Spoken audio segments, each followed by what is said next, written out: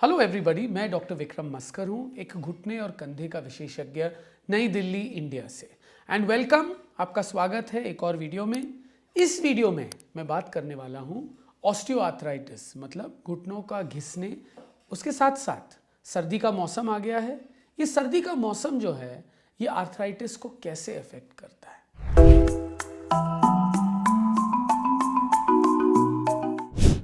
तो पहले हम समझते हैं ऑस्टियोआर्थराइटिस क्या है।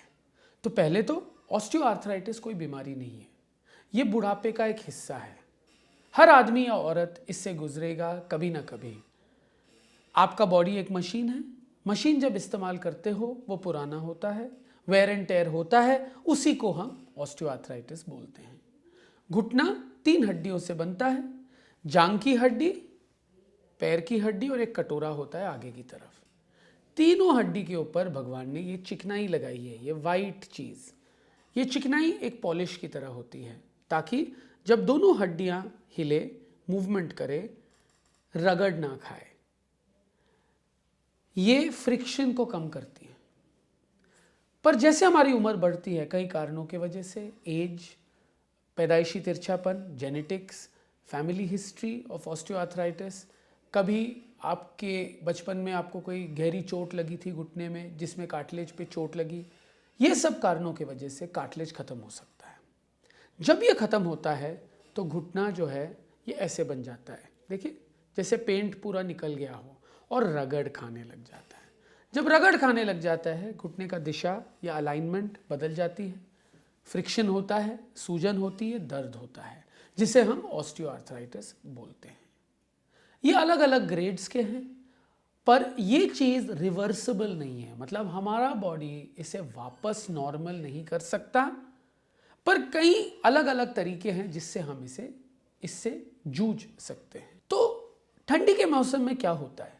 ठंडी के मौसम में ठंड के वजह से खून की नलियां जो है वो थोड़ी पतली हो जाती हैं, तो खून का जो बहाव है जोड़ पे वो कम होने लग जाती है। खून, आप जानते हो, गर्म होता है, और उस गर्माहट की वजह से जोड़ में गर्माहट आती है। तो आपकी बॉडी टेम्परेचर जो है वो मेंटेन्ड है, क्योंकि खून का टेम्परेचर जो है वो मेंटेन्ड है। ठंडी के मौसम में जब नलियां जो है वो पतली हो जाती है, जिसे हम अपनी भाषा में वैसोकंस्ट्रिक्शन बोलते हैं, तो क्या होता है, गर्माहट चली जाती है, तो दर्द जो है वो थोड़ा ज़्यादा महसूस होता है आपको।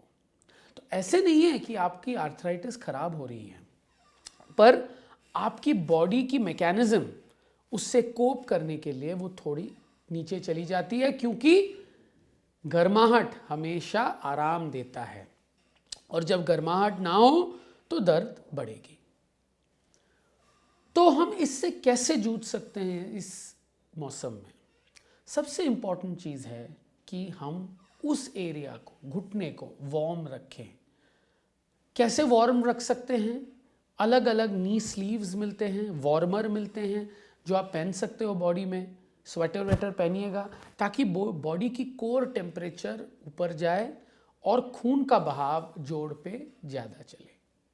उसके साथ साथ कहीं और तरीके हैं, जैसे हॉट वाटर बाथ में बैठना, हीट पैड लगाना, हॉट वाटर बॉटल लगाना, और या नहाते हुए जो पानी है, अगर आप ल्यूक वार्म, तो थोड़ा वार्म वाटर आप अपने घुटने पे लगाएंगे तो आपको काफ़ी हद तक आराम मिलेगी। तो वार्म क्लोथ्स, अच्छा ब्लैंकेट, ये सब चीज़ें बहुत ही इंपॉर्टेंट है। हीटर आप यूज़ कर सकते हो, इससे भी काफ़ी आराम आपको मिल सकता है। एक और कारण विंटर में ये है, क्योंकि ठंडी होती है, हम ज़्यादा बाहर नहीं जाते, काम भी थोड़ा डाउन हो जाता है। सब बिजनेसेस देखो, लोग बाहर नहीं जाना चाहते इतना, क्योंकि ठंड है, इसीलिए बिजनेसेस का भी लो पीरियड विंटर ही होता है।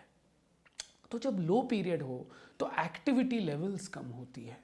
जब एक्टिविटी लेवल्स कम होती है, आपका वजन बढ़ता है, और जैसे मैंने आपको बोला, ऑस्टियोआर्थराइटिस कोई बीमारी नहीं है, एक डीजेनरेटिव प्रोसेस है। तो लोड ज़्यादा लगेगी उस एरिया में, उस घुटने में। उसके साथ साथ क्योंकि ठंड होती है तो वैसोकंस्ट्रिक्शन के वजह से ये दर्द बढ़ता है।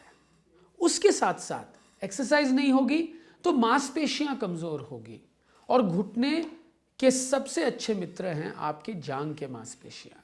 और अगर जांग के मांसपेशियां काम नहीं करेंगी, उनमें गर्माहट नहीं आएगी, ब्लड सप्लाई नहीं आएगी या उनकी स्ट्रेंथ नहीं बढ़ेगी, तो आपके कॉम्पेंसेटरी मैकेनिज्म्स चले जाएंगे। कॉम्पेंसेटरी मतलब क्या? आम भाषा में एक हर प्राइम मिनिस्टर का एक कैबिनेट भी होता है।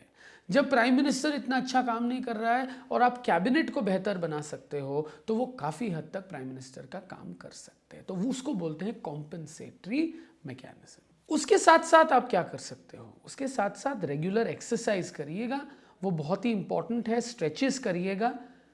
ठंडी के मौसम में ब्रेन में भी कम खून जाता है, तो आपका, अगर आप बुजुर्ग हो तो आपकी जो थॉट मैकेनिज्म है, आपकी रिएक्शनरी टाइम है कोई भी चीज़ के लिए, वो थोड़ा स्लो होता है, गिरने के बहुत चांसेस होते हैं। तो be very careful about your activities, थोड़ा स्लो जाइएगा, एक्सरसाइज स्ट्रेचेस रेगुलरली करिएगा ताकि मांसपेशियां मेंटेन रहे।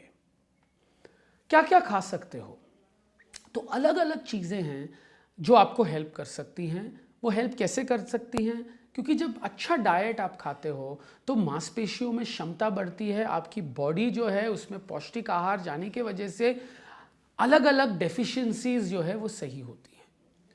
अलग अलग तरीके के खाना जो है वो आपकी बॉडी टेम्परेचर को रेगुलेट करती है। जैसे जैगरी, अगर आप डायबिटिक नहीं हो तो जैगरी जो है वो काफ़ी हद तक आपको हेल्प कर सकता है बॉडी टेम्परेचर को बढ़ाने के लिए। अगर आप नॉन वेजिटेरियन हो तो रेड मीट्स जो है वो हेल्प करती हैं बॉडी टेम्परेचर को बढ़ाने के लिए।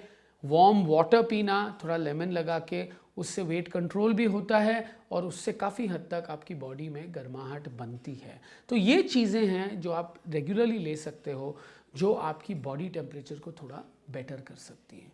इसके साथ साथ मल्टीविटामिन्स, कैल्शियम, अगर आप बुज़ुर्ग हो, आप महिला हो तो कैल्शियम की दवाई लेना बहुत इंपॉर्टेंट है, क्योंकि पोस्ट मेनोपॉजली कैल्शियम की मात्रा कम होती है और बहुत सारे दर्द ऑस्टियोआर्थराइटिस और उसके साथ साथ ऑस्टियोपोरोसिस की वजह से भी होते हैं, मतलब कमज़ोर हड्डियाँ। तो कैल्शियम एक्सेट्रा लेने से आप हड्डियों को थोड़ा मजबूत कर सकते हो।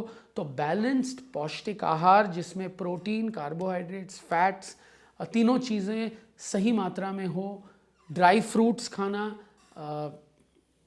कहीं गर्माहट पैदा करने वाले फूड्स खाना, रेगुलर एक्सरसाइज करना, इससे काफ़ी हेल्प हो सकती है आप में। कई ऐसे सप्लीमेंट्स भी मिलते हैं, इनमें ज़्यादा साइंटिफिक एविडेंस नहीं है पर यह हानिकारक नहीं है, जैसे ग्लूकोसामीन एक्सेट्रा, वो आप ट्राई कर सकते हो। कई लोग बोलते हैं उनको आराम मिला, पर इससे ज़्यादा उम्मीद मत रखिएगा कि आपकी जो चिकनाई है वो वापस बन रही है।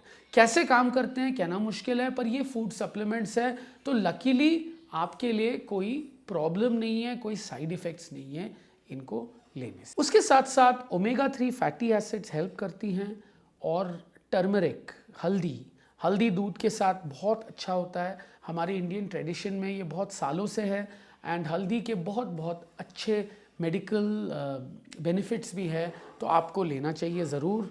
अगर बहुत दर्द है तो कभी कभी कोई सेफ पेन किलर आप अपने डॉक्टर से बात करिएगा जो लिवर किडनी को ज़्यादा अफेक्ट ना करे। आप SOS बेसिस में अगर बहुत ज़्यादा दर्द हो आप ले सकते हो। मलहम जितना चाहे लगाइएगा, कोई भी मलहम हो वो ठंडाक पहुंचाती है, आपका दर्द थोड़ा कम करती है। तो सबसे इम्पॉर्टेंट चीज़ है कि अपने बॉडी का ख्याल रखिएगा, अपने प्रॉब्लम को समझिएगा, अपने प्रॉब्लम्स को एंटिसिपेट करिएगा इन एडवांस की विंटर में क्या क्या गड़बड़ हो सकती है, और प्रिपेयर्ड रहिएगा ताकि जब विंटर आए, जैसे अभी आ गई है, आप प्रिपेयर्ड हो। कपड़े, खाना, एक्सरसाइज, ये सबसे इम्पॉर्टेंट चीज़ें हैं जो आपको इस मौसम में अपने आर्थराइटिस से आराम देगा। तो इस पे फोकस करिएगा। आई होप इस वीडियो से आपको काफ़ी जानकारी मिली है कि विंटर में आप क्या क्या एक्सपेक्ट कर सकते हो अपने आर्थराइटिस से, उससे कैसे जूझ सकते हो। If you like my video, please like and subscribe to my channel and please follow me on Instagram. Thank you.